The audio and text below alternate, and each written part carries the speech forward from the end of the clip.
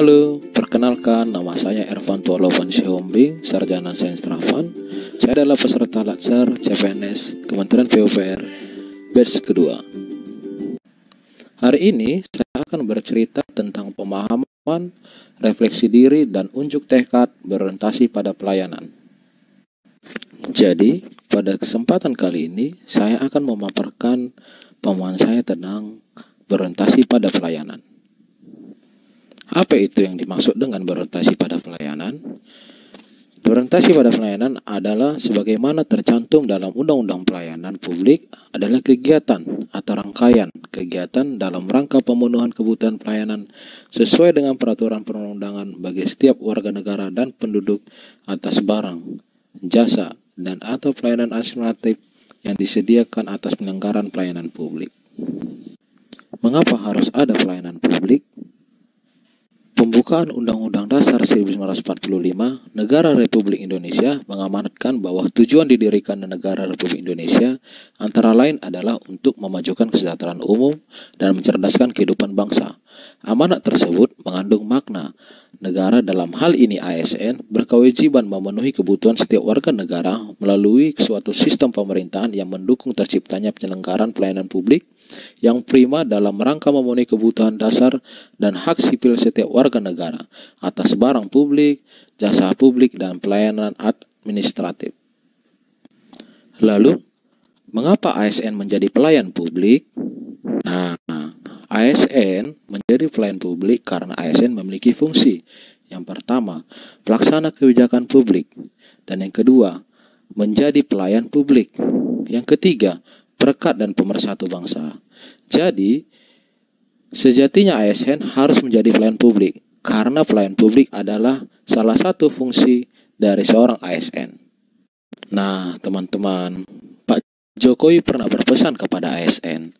Pesan beliau terhadap ASN, setiap ASN harus mempunyai orientasi yang sama, yaitu memberikan pelayanan yang terbaik untuk masyarakat melalui pemberdayaan sumber daya secara akuntabel dengan loyalitas yang tinggi.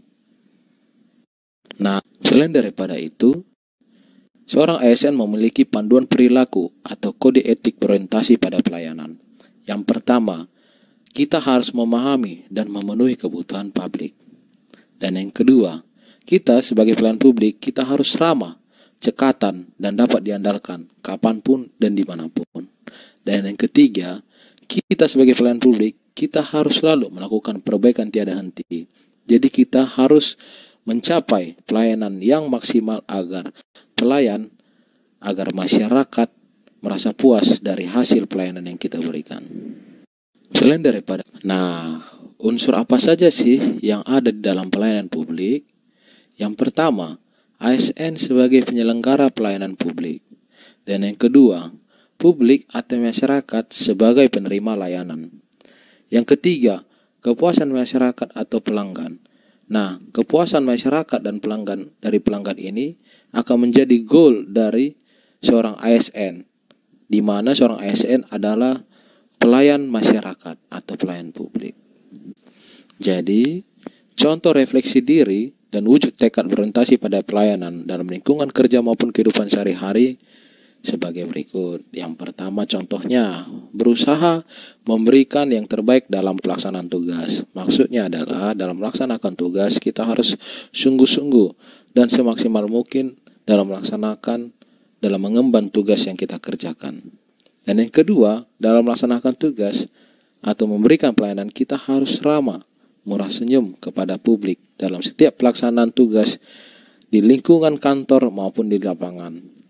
Ya, kemanapun kita berada, kita harus menunjukkan sikap ramah, murah senyum kepada masyarakat. Dan yang ketiga, contohnya adalah selalu meminta masukan dan arahan kepada atasan atau saran sesama rekan kerja kita terhadap hasil kerja agar ada evaluasi dari apa yang sudah kita kerjakan demi bertumbuh menjadi lebih baik lagi. Dan yang keempat, contohnya ialah mendengarkan masukan dan keluhan publik terkait pelayanan infrastruktur dan berusaha memberikan solusi semaksimal mungkin.